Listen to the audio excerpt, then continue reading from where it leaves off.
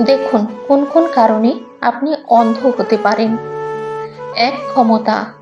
ক্ষমতা এমন একটা জিনিস যার লোভ আপনাকে অন্ধ করে দিতে পারে। আপনার হিতাহিত জ্ঞান নষ্ট হয়ে যেতে পারে।